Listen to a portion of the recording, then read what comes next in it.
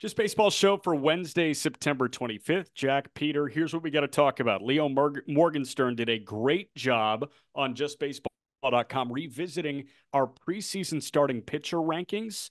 Now he goes back and he ranks the top 10 starting pitchers of the 2024 season. That is going to be at the end of the show. Before that, Charlie Blackmon announced that he is retiring. Jackson Jobe was selected by the Tigers. We got to go back and chat about that a little bit because we recorded the Tuesday show before that news broke. Eloy Jimenez was optioned by the Baltimore Orioles. We're going to get into that as well. I've got a funny thing on Sox, A's, and Peter has a new World Series future that he has placed, and he placed it at BetMGM, the king of sportsbooks, and this absolutely loaded show is brought to you by BetMGM. Remember to use promo code JUSTBASEBALL for a first bet offer up to $1,500. So what does that mean? Well, when you download BetMGM, use promo code JUSTBASEBALL, deposit at least $10. And if your first bet loses, you'll get that amount that you put on it up to $1,500 back in bonus bets. But remember, gambling problem, call or text 1-800-GAMBLER. Must be 21 or older. Terms and conditions apply. It's funny because odds change. So I am giving out, we're recording Tuesday, September 24th during the late afternoon. This future is also slightly dependent on some results from Mets versus Braves. That series starts today, Tuesday. Again, you're hearing this on Wednesday, and Diamondbacks versus Giants. So I could look like even more of an idiot when you're listening to this, or I could look a little bit smarter. We'll see. And Peter, what is that future? Oh, you want to start with it right now? Yeah, let's just do it right now. It makes sense. We just did the MGM plug. We might as well tell people what you're doing on MGM. Okay, so I wanted to let me bring people into my mind. So I get into the lab every day to make my MLB best bets for the Get day, into the lab. He puts right? his, yeah, he gets the beakers out, finds various serums. Lab coat Yeah. on.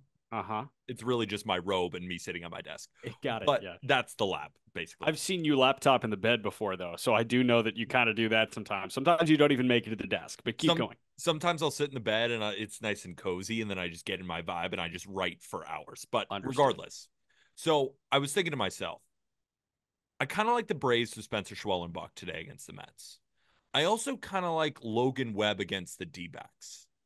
And I'm thinking, well, if the Braves beat the Mets and the Giants beat the Diamondbacks, the Braves are a half game out. And they're really just a game behind the Mets. And then, of course, anything can happen because after the Braves series is done with the Mets, they'll go play Kansas City. The Diamondbacks are going to play the San Diego Padres, which is not some easy series. And then the Mets face the Brewers, who you could say, well, are they motivated to win because their playoff standing is pretty much locked in right now? I don't think they'd want to end on a sour note, and they still are a very good team. So basically, in my mind, I'm making the Braves odds to make the playoffs at 50-50 right now, which I think is fair.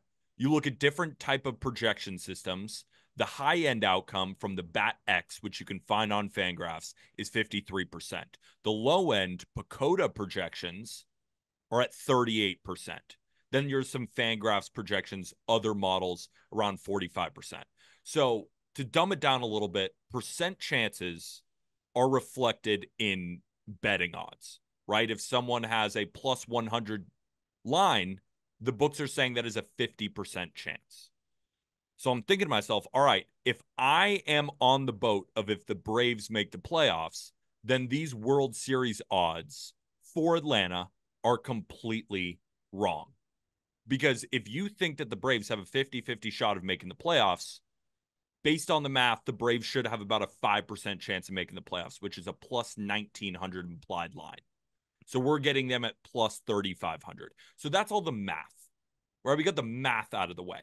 I'm not even going to fact check it. I didn't have the yellow pad out, so I didn't write any of that down, but keep Don't going. worry, I did. And it's so funny when you look up Braves World Series odds, my article now comes up as number one. So when you look it up, like I'm the arbiter of truth now Nice for the flex. Braves World Series odds, Yeah, good. according to Google. Sure, Whether Mets that's fans true or love it. not. But I did get in said lab and I did all the math, and this is how it worked out. Beyond all that, so we know that the play has value at 35-1 to win the World Series.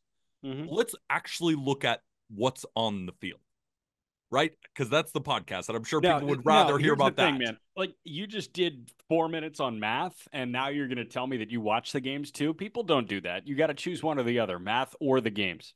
Believe it or not, I have very few hobbies. So I'm out here doing both. I'm out here doing both. And I hope the math is wrong. I hope somebody in the YouTube comments is like, Peter, your math is totally off. This is actually what the deal is.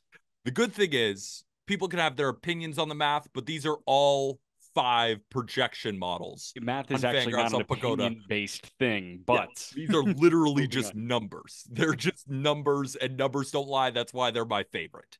So I thought about it too. The next 2 games of the series, so let's say Schwellenbach and the Braves do win today as a minus 160 favorite against the Mets. Okay. Then you go Sale, and then you go Fried. And this was posted by The Athletic. And it was also then posted by us.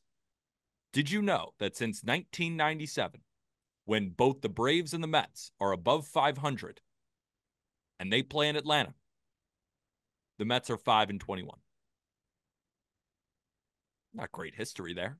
It's not great history, but in terms of history, like that's a large sample, and you've had a bunch of different iterations of New York Mets baseball, and you've had a bunch of different iterations of Atlanta Braves baseball. So it's hard to look at that and say, oh, the Braves are always better than the Mets. I think you have to look at it in the 2024 scope. Definitely. So let's look at the 2024 scope. The next 2 games after that game with Schwellenbach, Chris Sale, then Max Fried. Yeah. With no Lindor. It's Sale Peterson and it's Fried Manaea. Yeah. We talked with Fink on yesterday's show about this. Sale has the advantage in game 2. The Braves do have the pitching advantage in game 2. I'm with him. Like, I do think that game 3 is a wash. I do not think that the Atlanta Braves have a firm pitching advantage with Fried on the mound against Sean Manaea, but keep going. That's fair. All right. But regardless, those 2 names are pretty telling. Yeah, And then no doubt. They've got a fighting chance. And then you know how I've been kind of like lauding the Braves as one of the best bullpens in baseball. And I didn't really truly dive into the numbers, but I did for this round. The Braves have the 3rd best ERA in the bullpen in Major League Baseball this year. 3rd. They have the 2nd best FIP. They have the best xFIP and the best strikeout minus walk ratio. So you could make a real argument that the Braves are the best bullpen in Major League Baseball. No, you I'm not can't. going to make that I've argument. got Cleveland on line 1. Yeah. That's fine. That's fine. But in terms of the 4 things that I look at in bullpens, Braves are number 1 in 2 of them. Okay. But I agree with you. I even wrote in the article, I think the Guardians have the better bullpen. But by the numbers, the Braves have as good of a bullpen as anybody. So I'm looking at a playoff rotation of Chris Sale, Max Fried, Spencer Schwellenbach, and Ronaldo Lopez is due to come off the IL September 26th from shoulder inflammation. I don't think the Braves are going to rush him back. I think it's more of a, if we make the playoffs, Reynaldo Lopez will be good enough then, but I don't think he's good enough now to help them in the regular season. But if they do make the playoffs, like I said, you have Reynaldo Lopez added. That rotation is as good as any rotation. Plus, that bullpen is as good as any bullpen. But I think we kind of knew that. But did we know that the offense, remember when I talked about the first 4 hitters in the Braves lineup really coming alive? In the month of September, the only team with a front 4 with a higher OPS than the Braves is the Dodgers. So those guys have really started to hit. Now you add back in Ozzie Albies. And in totality, I'm looking at a Braves team that had won the World Series not too long ago. They came into the season. They came into the season with a 101.5 win total. Now, I know that's factoring in Spencer Strider. I know that's factoring in Ronald Acuna Jr. I know that's factoring in Austin Riley. But the Braves already won a World Series without the first 2. And if Riley can somehow make it back, I know he's getting his cast off. I made this bet assuming that he is not going to play at all. But I keep going back to it. If I have Sale and that bullpen against anybody, they can win. If I have Fried and that bullpen against anybody, I can win. And then you keep going down the line of Lopez, Schwellenbach. This team has such good pitching, but the line is out of whack because people are saying that the path to make the playoffs for the Braves is not as easy as what I'm looking at right now, because it's not even the Mets faltering. The Arizona Diamondbacks are not playing very well. Slipping and 5 and sliding. 5 Yeah. in their last 10. They just lost to the Giants. Now, as we're sitting here recording, it's Logan Webb versus Brandon Pfaadt. There is no guarantee the Diamondbacks win that. And then the Diamondbacks' next series is against the Padres, who are fine in terms of the wild card, but they have a path to win the division. Don't you think that they're going to want to go for that? So Well, I all of mean, the it depends on the midweek. Don't forget yes, about the it midweek does. because the Padres are playing the Dodgers. Like there is no promise there that the Padres are even going to be in divisional contention. Definitely. Definitely 100%. But if they are, right? Because if they are If playing a they are, three-game yeah, series, yeah, they're going to want to go beat the Diamondbacks, is what I'm saying. Like the Padres, just because they're good and they already have their playoff standing, that they're just for whatever reason going to lay down against the D-backs. I don't see that being the case. And I also don't see that case for the Brewers against the Mets. hmm And then I look at the Braves facing the Royals. So if the Braves can inch in, this price is going to cut in half. And I arguably have the best pitching staff in the National League at 35 to 1. Like those odds are yeah, completely out of whack. Just to put things in perspective, like the Brewers are 12 to 1. If the yeah. Braves play the Brewers, are we sure the Brewers are the favorites in the No, series? no, absolutely not. Um, yeah, I totally see what you're saying here. I think what you are essentially doing is betting on the Braves to make the postseason, and then Exactly. you're grabbing them before the value gets like real and actually corrects. Exactly. Because I like that's the big thing right now. There's a chance that this just dies before the weekend. Yeah, There's a it could chance that this dies on Thursday. this will be a fun segment. This could be a fun segment for 4 days. And then I just could have donated to my local charity instead of Right. BetMGM. Right. And Or, that is why, and we're recording before game one of Mets Braves. That's why this is the series of the year, Mets yes, Braves, where it's going to make or break something like that. I'm not going to offer this sweeping analysis of the postseason, and it sounds pretty boring, but like the postseason with the expanded playoff has been a total crapshoot. total You think crapshoot. about both those teams in the World Series last year, they started the wild card series on the road. And Yep. you get into the rest versus rust conversation. Like I'm not going to say I'm going to pick a wild card team to win the World Series. I'm just saying that there's a palpable difference, it seems, between teams that sit for 4 days and teams that don't. We know for certain the Braves are not sitting for 4 days. So I like the idea of hey, they get hot over the final week. They can continue that with literally 1 day off, and then they just go through the entire month. And hey, they may get Austin Riley back at some point. We'll see. So I totally see where you're coming from. The biggest hurdle is the first one. Literally. Like, And yeah, that's why the odds are out of whack right now because it's baked into it that yeah, it's already going to be hard for them to make the playoffs. yeah. But even the low end projections at 38%, that's still enough of a chance to warrant some World Series odds as well. Because it's Mhm. not just that the Mets may fold, as they have historically done, to be fair to Mets fans. Maybe it's a different year, but historically, that's what's happened. And then with the Arizona Diamondbacks, they're not playing their best baseball right now. And they don't even have a clear path into making it because it's just a game and a half at the most difference between these teams. Now, the way I could look really stupid and you're going to get a way better price, let's say the Braves lose to the Mets today as we're recording on Tuesday, and the Diamondbacks then beat the Giants. Now the Braves are 2.5 games out, and this bet looks a lot stupider. But Right. they beat the Mets, even if the Diamondbacks beat the Giants, they're still in that they're still in the thick of it. And we talk about getting hot at the right time. Talk about this all the time when it comes to the postseason.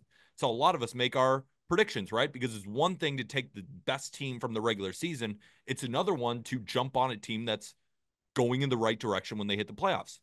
We know that Fried has pitched to a 2.88 ERA in September. We know that Schwellenbach has pitched to a 3.05 ERA in the second half. We know that Chris Sale has been arguably the best pitcher in all of baseball for the entire year and in the second half. And the Braves offense, that's the key here. Where are Yeah. they at in the month of September? Third highest hard hit rate, ninth best WRC plus as an offense. This is what we've been waiting for. And the odds are really big because you have to factor in making the playoffs. So if you're like me and you think that there is a 50-50 shot of them making the playoffs, sprinkle. Sprinkle with me. Because But of course, we already have the yeah. Astros from the preseason. and we have the Padres at 50-1 to win the World Series and 25-1 to win the pennant. Yeah. We're taking another team, and that team is the Atlanta Braves. Got you. Gotcha. Gotcha. All right, let's hop around the headlines here. Jackson Jobe just got called up by the Detroit Tigers. Jackson Jobe is just baseball's fourth overall prospect. He's the top pitching prospect in baseball. I think that's consensus around the industry. And Aram has been high on Jobe for a very long time. Jobe has been on the call up twice. Jackson Jobe is officially joining the Detroit Tigers. He was shut down for a little bit. I think it was a hamstring injury, if I'm remembering correctly. Yeah, hamstring, because we talked about the hamstring with him. But on the year, after last year, when he had a 2.81 ERA in 64 innings, K'd 84 and walked 6, this guy has thrown 91 and 2/3 innings this year at a 2.36 ERA. 3 shorter ramp-up starts in West Michigan, but in Erie, that's where he was. 16 starts, 73 and 2/3. He had a 1.95 ERA. He was allowing literally 5 hits per 9, 42 hits allowed in 73 and 2/3, and he K'd 81 guys. He faced this year 375 hitters. He allowed 4 home runs. And Jackson Jobe is now part of the Tigers' pitching staff. Not starting rotation, pitching staff. Couple quotes given to us from Evan Petzold on Twitter, who is the beat writer for the Detroit Free People. AJ Hinch on calling up Jackson Jobe. Quote, "We're trying to do everything we can to use our best guys in the best situations to win as many games as we can. He has some of the most electric stuff in the game. It means we think he can help us win." Hinch said Jackson Jobe will be a big part of the starting rotation in the future, but, quote, "We need to get him up and running as a bullpen piece for this last week and beyond." What does Jobe think about the bullpen? Quote, "I'm going to empty the tank for sure." We saw Jackson Jobe in spring training in Lakeland hit, I think, 102. I know he hit 101 a couple times out of the bullpen. And we talked to him about that on the call-up, and he essentially said the adrenaline was flowing and he was fired up. It was flowing for big league spring training. Now it's wild card chase in the big leagues. Aram and I were thinking about how they were going to use Jobe on the Monday call-up episode. And I thought, because Aram laid out, he threw 86 pitches on the 20th, I think. So I thought that we were going to get one start from Jackson Jobe. Not going to be the case. It sounds like he's going to go short. He would be in line for a bullpen. Like, Jackson Jobe could very well make his major league debut today, Wednesday, and then throw again on Saturday or something when his bullpen day would line up. And he'll just go 1 or 2 innings. That sounds like what's going to happen. And he can be on the postseason roster, my understanding. I know Christian Crespo does great stuff for us on the written side as well. Sent a tweet saying he can be technically the replacement for Sawyer Gipson-Long, who's on the 60-day injured list. So if this guy is eligible to be on the postseason roster, and it sounds like he is, all of a sudden you add another bullpen ace who has the makings of a future starting pitching ace in Major League Baseball. You add the craziest stuff that you've seen out of a bullpen to a bullpen that has been firing on all cylinders over the last month and a half. This is such an exciting ad for the Detroit Tigers. Talking about excitement, let's latch on to 2 quotes there that you broke down. Yeah. AJ Hinch, he has some of the best stuff in the game. No doubt. Quote number 2 from Jackson Jobe, "I'm going to empty the tank." For all those watching on YouTube, first of all, hit that subscribe button. And how about the like button? Are you enjoying this podcast so far? Whatever. Back to it. Why I'm so excited about those 2 quotes is because none of them are inaccurate. And I'm talking about the one from AJ Hinch. This guy is not quite Paul Skeens, but he's the closest thing that we have in the minor league so far. And then when AJ Hinch says he has some of the best stuff in the league, he ain't joking. This is a guy who can routinely sit in the high 90s and hold it through 6 innings of work. Yeah. Imagine Paul Skeens emptying the tank in a bullpen type role. It's not quite that, but again, it's the closest thing that we could possibly have. Well, and Peyton put together one of those kind of pitching ninja overlays of Jobe's off-speed pitch, which is just otherworldly, which got him drafted really high because it was one of those 3,000 RPM Yeah. sliders. Jobe That's was the third overall pick in 22, maybe 21. and it's like a 99-mile-an-hour fastball versus that at the top of the zone in the right corner, top corner of the batter's box. One of them's diving into the ankle, and one of them's just rising to the top of that zone. Yeah. This guy is absolute box office, and whatever role that he's in is must-watch TV. Again, it's not quite Skeens, but it's the closest thing that we have. Have to Yeah. watch Jackson Jobe when he comes. He is upper 90s with optimal shape. It's around 18 inches of vert, so it plays really well at the top of the zone, and he freezes guys at the bottom of the zone. Arm has a 70 future on the fastball. He also has a 70 future on the slider, and the slider is a demon pitch. It was 2021 when he went number 3 overall. And I mean, I remember the book on him being like, oh, one of the best prep sliders you've ever seen. And then turns out he's just ripping it at 3,000 RPM, and that thing is sweeping like crazy. I know Aram has documented pretty well that he's kind of got a cutter to bridge between the two, and that is awesome. This guy has serious pitch ability, but you let this cat eat for a minute, Yeah. and it is going to be flames out of his like fuel. I think fuel is the right word. Flames is yeah, a lot of people throw flames, I think, but fuel, that's reserved for very, very few. Question for you. How much different is an inning where he's letting it eat, Yeah. Jackson Jobe versus Mason Miller? That's a good question. Mason Miller is a bigger guy that like Miller can reach like 104. Yeah. I don't know if Jobe can hit 104, but he can hit 102. But And the it's thing is, like, crazy. we're seeing him hit 102 in the minors with no adrenaline No, compared we're to, not. No, we're not. We're seeing him hit it in big league spring. We're seeing him sit 97, 98 in the okay, minors. We're seeing him get up to 99 or 100. We're not seeing him get up to 102 in the minors. but you said he did hit 102 in spring I think so. Yeah, spring training. So, versus a playoff race. Like, yeah, I I think we mean, could see 103.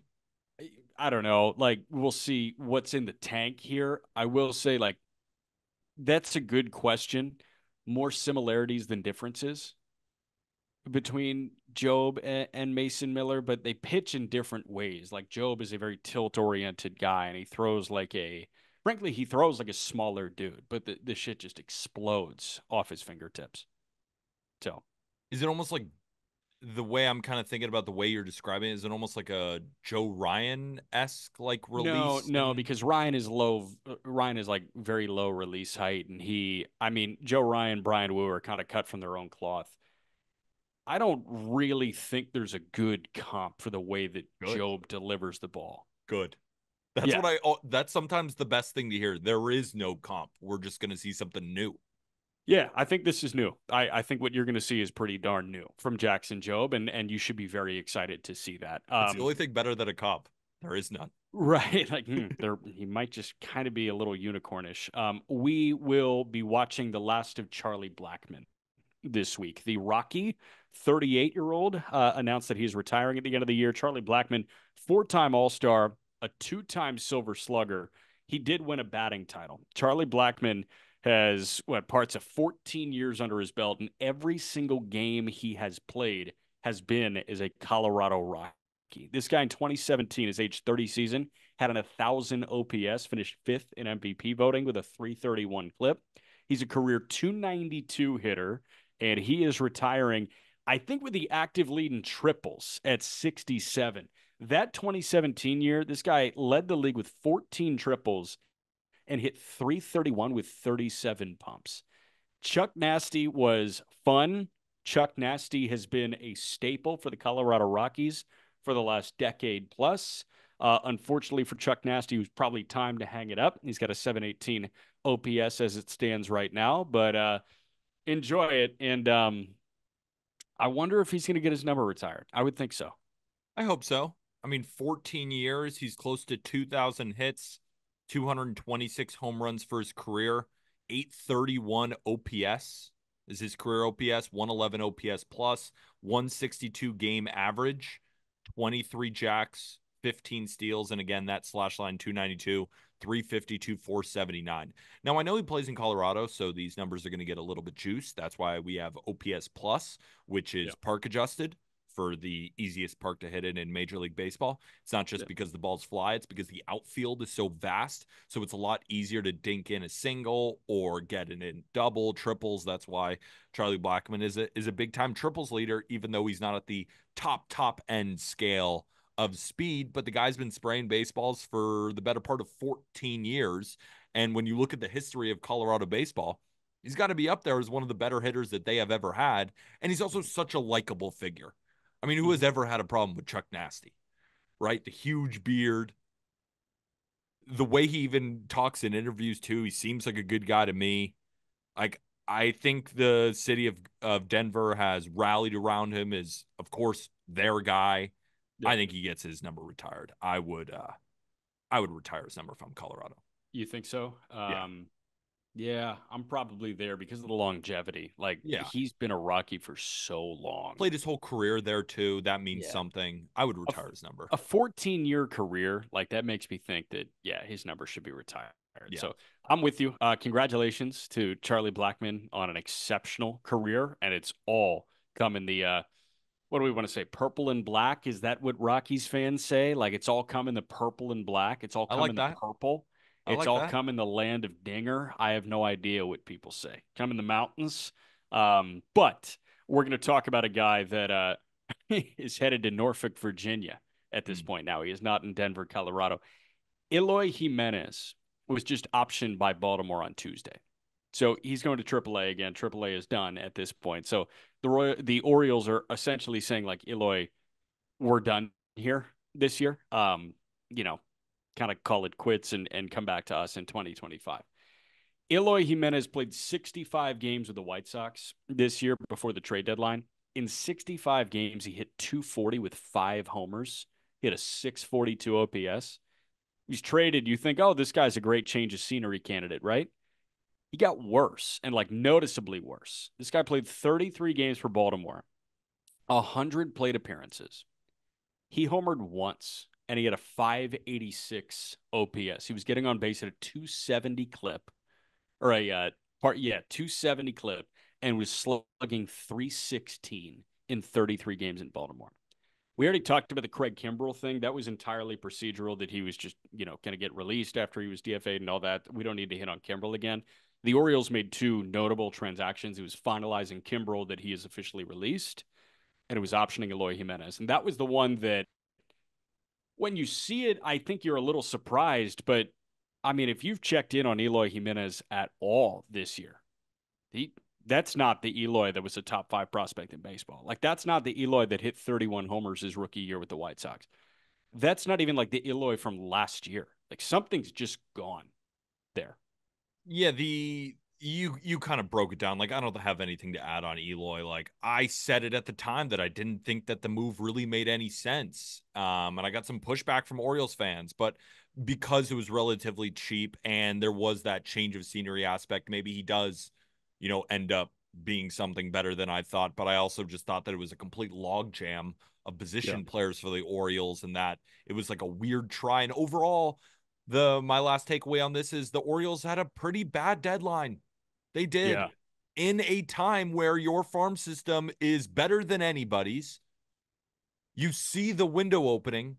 You could have made enormous splashes, and they did make a really good one. Getting Zach Eflin was Yeah. huge. Now, it's not the Orioles' fault that he's been hurt a little bit when he's been there, but when he has been on the mound, he's been fantastic, pitched to a 2.31 ERA. And getting Dominguez certainly helps. But is he that good of a reliever? I know he's got some saves under his belt because Kimbrell was the closer and then could not do it anymore and got released. So it was more next man up. Mm-hmm. And Dominguez happened to be that guy, but they also got Gregory Soto, who was failing in Philly, and you thought that he was You going to could be a turn good it around. addition. He's been Yeah. terrible, right? So who are Yeah. the good additions? Because it wasn't Trevor Rogers, who they traded Connor Norby for, who has been one of the better players in the National League since being traded. So, And yes, Trevor Rogers, by the way, is not on the active roster. yeah, He had 4 starts at a 7.11 ERA. The saving grace at the deadline for them is Eflin. That's the Eflin's been only awesome. guy. That is the only redeeming quality about the Baltimore Orioles trade deadline. But here's the thing, Zach Eflin can't make Adley hit. No, he can't. You And know, I it's the problem is also the offense, which right. is strange. But to be fair to them at the deadline, that was not necessarily the problem. But if you did think that you needed to address offense because you brought in Eloy Jimenez, so you knew that there was some areas where you could improve, they I didn't really at all. to be honest, man, like I don't even think that they felt deficient offensively. And I don't think And they did either, which is not their fault. no, But it's not their what I'm fault. I don't saying is blame that them. they did add Eloy, so they did think that there was areas to improve on offense. I think Why they bring in saw Eloy if you don't think so? yeah, like I think they saw an opportunity to go grab a guy who what could have possibly been in the tank for nothing. Like they paid nothing Yeah, they for paid Eloy nothing, Jimenez in and I terms get of it. prospect capital. So I So understand. I understand the idea of like taking a flyer on a guy that had 31 homers as a rookie and was a top 5 prospect in all of baseball, but like it just didn't really work. And you're right. Like the presence of Zach Eflin cannot elevate Adley Rutschman's 717 OPS. It cannot elevate Cedric Mullins' 702 OPS at this point. And Like, Mullins has been awesome lately. So that OPS has probably started right. at 600 like 2 months But ago. he can't make Jackson Holiday awesome in 2024. I think Holiday Yeah. can be awesome in 25, but this guy's been brutal in 24 at this point. So you're right. This was just one of those like punch in the face things for Baltimore, I feel like, where it's like, hey, you added a bat that has all-star capabilities, and now he's a Norfolk Tide for the final week where you're trying to secure that top wild card spot. Yeah, I'm just pretty disappointed in Mike Elias at this deadline. I mean, I know it's, hindsight is 2020, but the reason I'm bringing it back up and the reason I'm standing on this is because I said it at the time of the deadline. So this Yeah. isn't some new take from me. I said it then and I'm just saying it now. I just didn't think they did enough. I think they were complacent. I think they were trying to outsmart people with some below the margin type moves when in reality, they should have just sucked it up and just went for it. And they kind of did, not really. And now they're seeing the crux of what happened. Um, And and it there's some karma here with that too, because Minnesota didn't go for it, and Minnesota's exactly, slipping and sliding. Like there's absolutely some karma attached to the way that you attack the deadline. definitely 100%. So But again, Orioles are going to make the playoffs, and then you can throw everything yeah, else out the window because anybody could win in the playoffs. So we'll yeah, see. But to end the regular season on this sour of a note definitely doesn't make Orioles fans or the general public, like right. baseball fans of other teams, excited about the Orioles come playoff time. And Right. maybe that's the type of expectations that you want in order to make a run. I don't know. I just That's a love the spin playoffs. zone. Anything could Yeah. happen. Did I you could get the spin zone tinfoil anything. hat out? Yeah, I could spin zone anything to make the playoffs because it is so random. Yeah, I'm with you, man. Quick thing before we get to the top 10 starting pitchers. I was driving to Pittsburgh on Tuesday morning. I'm going to the next 3 in Pittsburgh, Brewers, Pirates. I've got At PNC, Tobias Myers at PNC, the first there we time at go. Your PNC. first time. I'm gonna make a video review of the Renegade Dog tonight. Mm, Um, let's do it. but linking up with our fellas at Bucko Banner, who's a new Pirates pod at the Just Baseball Network. But I was driving to Pittsburgh today, and I got a bunch of phone calls. I like talking to my family, essentially every day. But I got a call from a good buddy of mine, Tyler Aki, who does great work at ESPN 1000 in Chicago, and he FaceTimed me. He was like, "Your season's over. Are you home?" Like in Chicago, and I was like, "No, I'm not." And and he said, "Oh, I was hoping you could come to the record breaker with me." Oh, The White Sox, and by the time you're listening to this, they may have the lowest or the highest loss total in modern history, in modern baseball history. They could break it on Tuesday night. So he called me and said, "Hey, do you want to go?" I was like, "Oh man, I can't." Then I was on FaceTime with my mom, and my mom was like, "Your dad wants me to go to this stupid baseball game with him tonight." I was like, "Wait, which game?" And she was like, "The White Sox, don't they stink? Like, why would I go to the Sox game with him?" And I'm just like, "You have no idea. Like, you have to go to this. You have to go to the record breaker."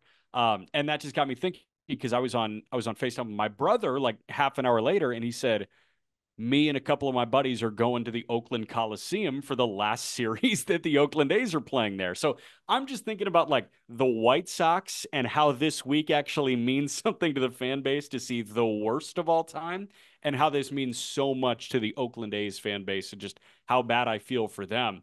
It's like there's some sentimental value attached to both of those fan bases. It's like we just survived the ultimate suck for the White Sox.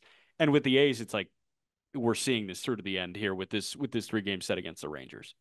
And I wanted to bring John Fisher's comments, the owner of the Oakland A's, to this show, but I also didn't want to waste anybody's time who listens to this show on a big They are a waste of time. on a big crock of bullshit. Yeah. I mean, so what I would do is I would go to Trevor May's Instagram or his Twitter. I don't know. I forget where he posted it. He responded to John Fisher's comments basically, and I quote, "We tried. Fuck you." I mean, real talk. Like, he is the worst owner in sports. Like, there are tons of bad ones. Actually, Tepper with Carolina, but whatever.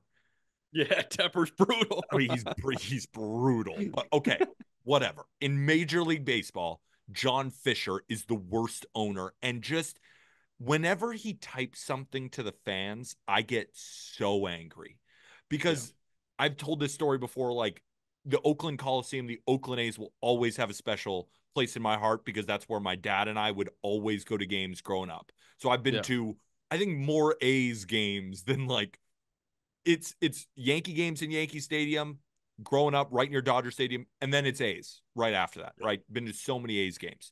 So I feel for the fans, I root for the fans, and generally I have a rooting interest in the A's in some deep part of my heart. So to see this piece of shit owner continue to pander to these amazing fans who stick by their team, and when the ownership doesn't, what do? They start charities, right? They try to give tickets away. They build a community. Like, they're amazing. And they have to sit there and watch this piece of shit person pander to them while they pay for parking, while they pay for tickets, while they pay for food at a stadium that is melting from the inside out because you never repaired it because you tried to stay in Oakland. Fuck you, John Fisher. Shout out the A's fans, and also shout out the White Sox fans going to see the record breaker. That's funny. The A's shit actually makes me upset. I told you I had a fun thing on the White Sox and A's, and you just turned that into you. Because I hate John Fisher. I get cannot. It gets me more angry than anything in baseball right now. I get swear, it. And I like, swear. it's not fun, like what is going on at the Oakland Coliseum this week, but it has a bunch of value. And like, you're not going to support John Fisher. You're not going to the Oakland Coliseum. You're going to celebrate the building. You're going to celebrate the franchise's history in Oakland. And that's really cool. So like, It is cool. if you have the opportunity over the next 2 nights or went last night, like, just appreciate that you're essentially going to close down a spot that holds some serious value in baseball history. I just can't believe that he ruined it with that sour note. Like, For sure. just shut up. For sure. Just shut up and let the fans enjoy it. My favorite clapback, and I saw this from a couple people, were essentially that, like, you give us a note, but you're not willing to face the cameras, face the fans. Do that in person instead. It feels more genuine. A note never really feels the most genuine, if we're being honest. I think the things when it comes to written stuff that feels the most genuine is when, like, sometimes you'll see a star player that is traded take out like the back page of a major paper in that town as like a thank you to the fans.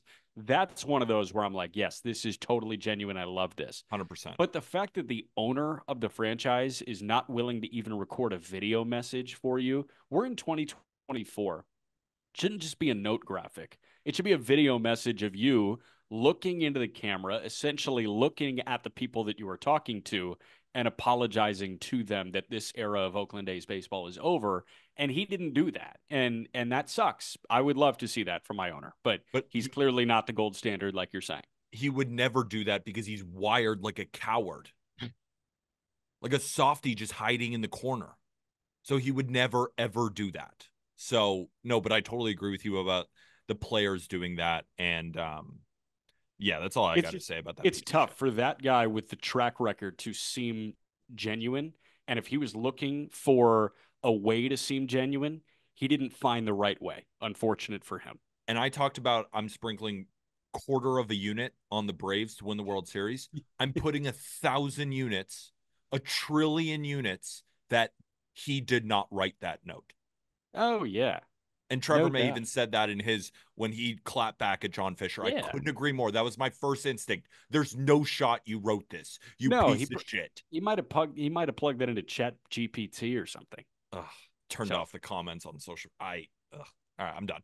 he also misspelled he misspelled something in there. Like the Actually, maybe he earthquake. did write it then.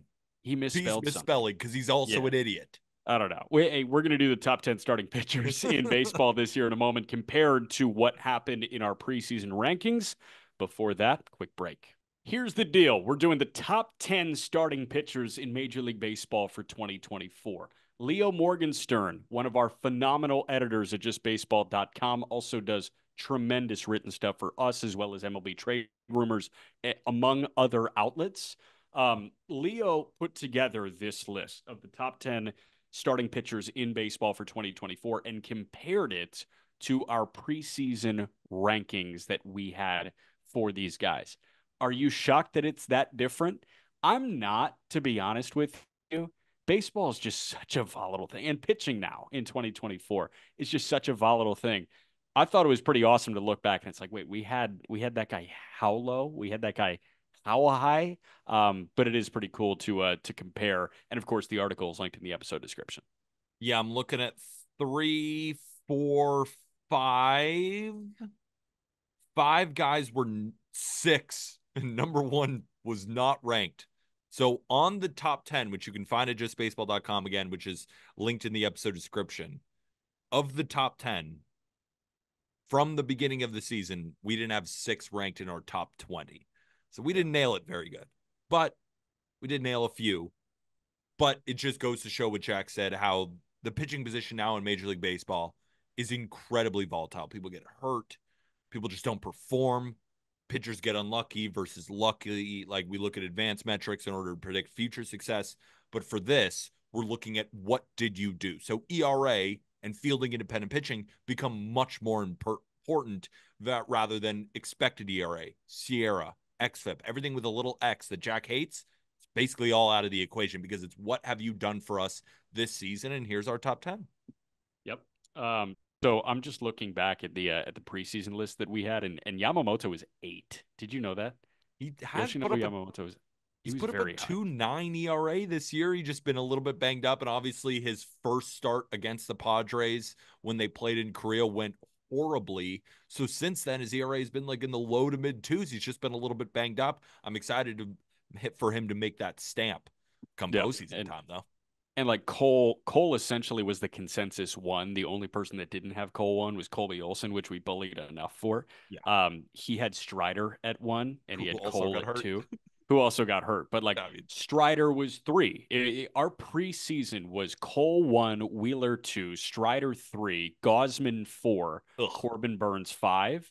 And then it was Logan Webb 6, Gallen 7, Yamamoto 8, 9 was Luis Castillo, and 10 was Max Fried. So that was Not our a bad list. preseason ranking. No, it's not a bad list. Not a great list But either, though. this ranking is phenomenal. And the way that Leo broke it down, I'm going to give you the full rankings here, and then we're going to discuss like, hey, where you may feel differently and things of that nature. So as it stands right now, the top 10 pitchers in baseball, according to justbaseball.com. Chris Sale, the Atlanta Braves, 1. Tarek Skubal of the Detroit Tigers, 2. Zach Wheeler, the Philadelphia Phillies, 3rd. 4th is Seth Lugo of the Kansas City Royals. 5th is Cole Reagans of the Kansas City Royals. 6th is Logan Gilbert of the Seattle Mariners. Paul Skeens of the Pirates was 7. Christopher Sanchez of the Phillies was 8. Number 9 was Framber Valdez of the Astros. And number 10 was Corbin Burns of the Baltimore Orioles. I think that's a damn good list. I have very minimal qualms with this. The big thing that jumps out to me, glazing again, Skeens 7. We sure? Yeah, I don't know.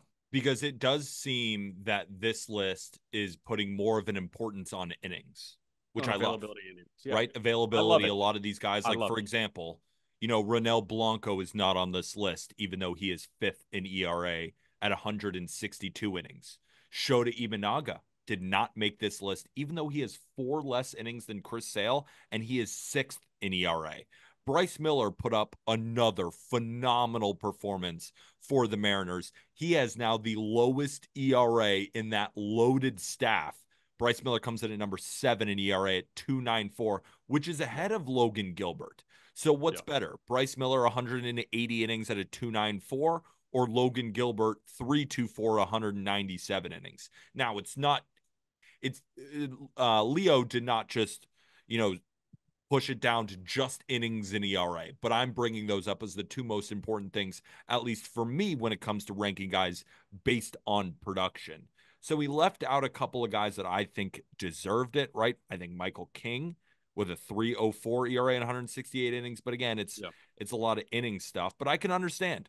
Logan Gilbert has 197 innings at a 3.24.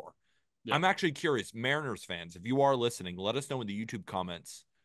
Logan Gilbert or Bryce Miller this year, who do you think has been the better Mariners starting pitcher? Because Leo does. I'm not so sure, though.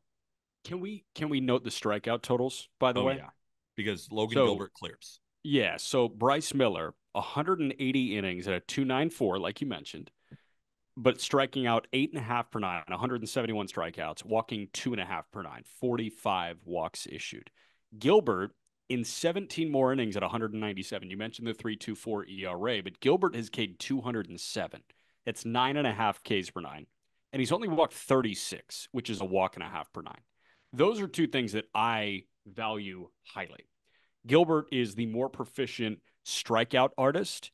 Gilbert also pounds the zone.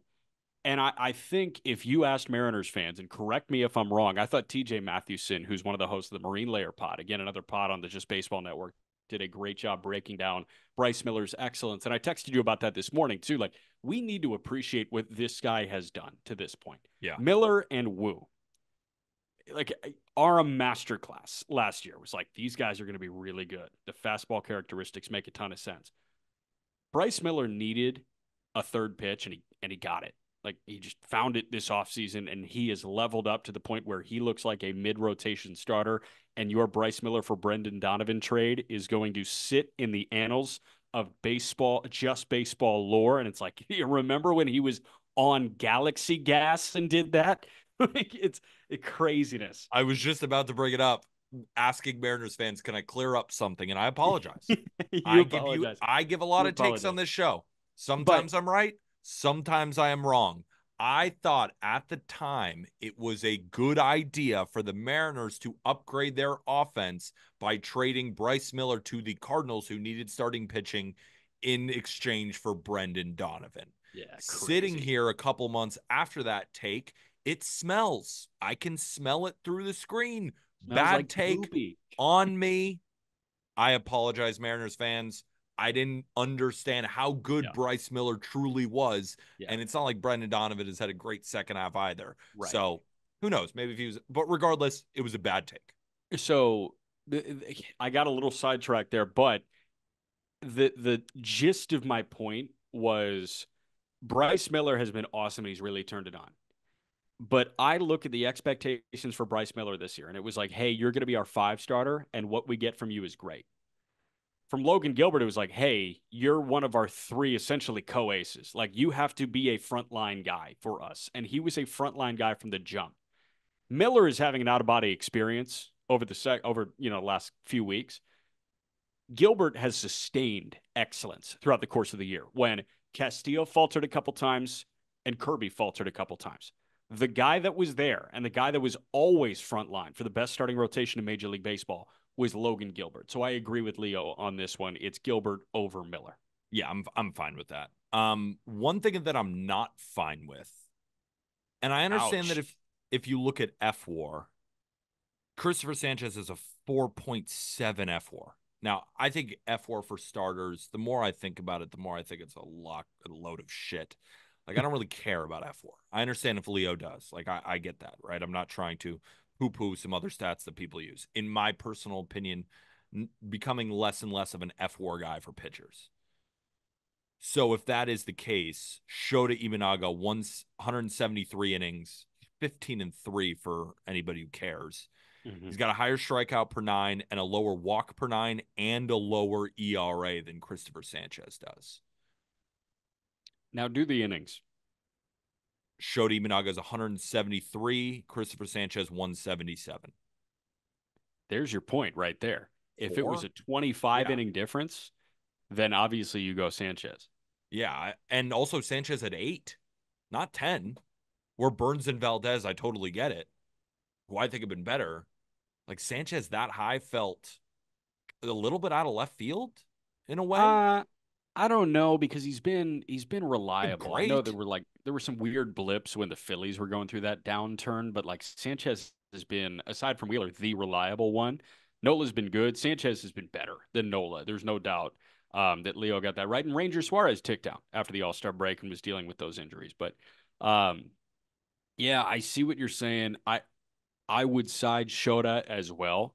Um, but it's a very strong point. And I think it's up for debate because Sanchez has been doing it in, frankly, like higher leverage games throughout the season. Although, do you really want to play that game? Like, not Yeah, really. not really. And also I'm thinking about like why is Framber this low? Like why is Framber at number 9? He's got 170 innings. See, I see where Leo is coming here. Yeah, Like he is a big innings, and I can respect that. I'm a big innings guy. I'm a Yeah. big innings guy too, so I get where he's coming from, but I feel like if there was a little bit of a separation, he like ran with it when it's like Hmm. his 4 innings, like that big of a difference when Framber Valdez has the 4th best ERA in baseball at 2.85. And again, you Maybe could not. see, and also I think I know where Leo is coming from too. F4 was clearly important because I'm looking at the F4 leaderboards. It's very similar to his top 10. So I understand where he's coming from. It's a difference of opinion on what's important when looking at a full season of production. So you might Yeah. be listening to this podcast and completely disagree with Leo. You might Yeah. completely disagree with me. You might disagree with Jack. It's kind of what do you value most when it Right. comes to looking at a pitcher's production for a season? For me, it's ERA and it's innings. Congrats on the strikeouts. They're awesome. But an out's an out when we're looking at production. And that's what I want. I'm a get outs Yeah. guy. So I as I long as will we're say. keeping the production down, that's what I look for. True, obviously strikeouts matter. Yeah. Obviously F4 matters. Obviously the walks matter. Like all these things Right. matter. But if I got something close, ERA and innings take the cake for me. Got you. I will And say, like, wins. No, and not really, wins, but of kind of said course. so. I will say, like, as soon as I saw this list, I was like, Cease? Like, is Cease there? But Cease, I don't No. like. Dylan Cease is near the top of Major League Baseball in punchouts at this point. I don't have the number in front of me, but I can get it very, very quickly. And Dylan Cease is third in strikeouts, only behind Skubal and Sale. Dylan Cease at this point is also what 10th in innings at 184. I like. I think he did it right. To be honest with you. Um, yeah, I see Cease and I'm Well, like, no, he well, didn't is do it Cease better than right. He didn't do it right. He did a good job, but it's not my list, so it's not right. But it right? Yeah, is, it's a good list. Is you it make a correct? really nice No. point.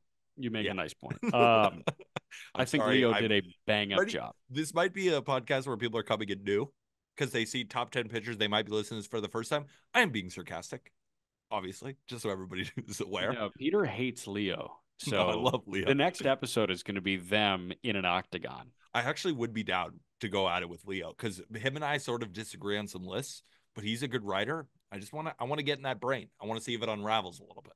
Yeah, are you okay with him getting in your brain too? Impossible. How is it impossible? I don't know. I'm being a dickhead. You got you. Yeah, but like I am Team Burns over Cease. The more I think about it, I was thinking Definitely. just because like Burns, there are some Burns starts that have just rubbed me the wrong way when I haven't felt that way with Cease. I know. But Why is that? I feel the same exact way as you. I thought Burns was having a worse year, and then we did the weekend round. I'm like, wait, he's been that was really like 2 good. bad starts that one time. Yeah, Like I he's think. still amazing.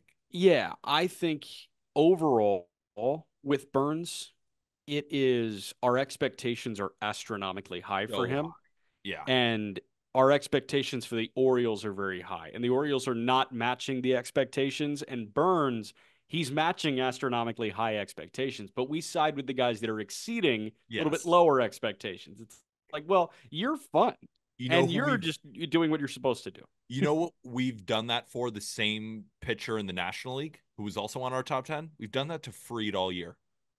We totally have. Like, Done it to for like, oh, he's it, so disappointing. He's got like a 3.8. I know it feels like Fried has had an underwhelming season. But There's to no us, doubt. because we love him so freaking much and we think he's so unbelievably good, that when he's not matching our expectations, we are negative about a guy when he's just not being the elite of the elite like we think. You So know who we're I've being done that unfair to to? some people.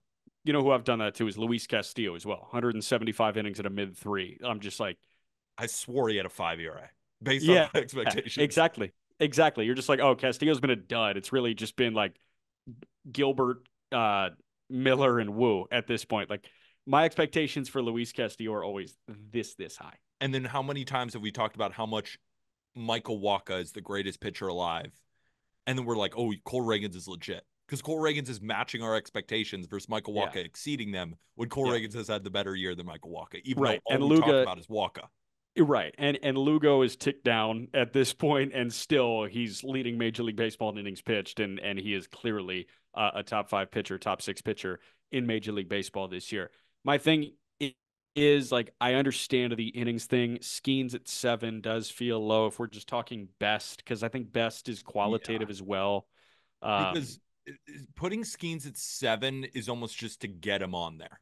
yeah, yeah. Because if we're talking about best, If we're talking about best, he's 3 this you year. could put him 1, and I'm not gonna like poo-poo it. I think 4. Like if I was just doing the 10 best pitchers in Major League Baseball this year, I'd go like stuff included. I go Yeah, Scooble ones. does innings matter here, or are we just talking about the No, best? best. Okay, you Oh, know what? then Best. Skeens is 1. Yeah, I'm saying it right Better now. than Skeens is 1. better than Scooble? He's Yeah, got a maybe. 199, I know.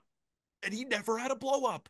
I And he know. But also, like, if we're talking about Scooble, his stuff is so electric. Skeens throws harder. His stuff is more electric than Scooble's. I think there is a Mount Rushmore when it comes to the best pitchers in baseball in 2024. And I think that it's Scooble, Sale, Zach Wheeler, and Skeens. I think those No are the 4. Cole. Oh, No, were not you talking about in 2024? 2024. Okay, I Yeah. thought you were talking about for next year. The best pitchers of 2024, like who have put together the most memorable 2024 campaigns, who are guys that I am running out there game 7 in 2024. And I think the big 4 are Sale, Scooble, Skeens, and Wheeler. So yeah, and then Framber is last off that list. Like Framber I'm is, fine with that, but I love Framber. Yeah, no, yeah. I get it though. I would put Skeens on there too. So that's why I feel Skeens is on there. I don't understand. I mean, I do because F4 is I don't important to understand. I Leo. mean, yes, I get it, but Like I get it, but I I don't like disagree. it. I Yeah. disagree. And I think Shota should be on here.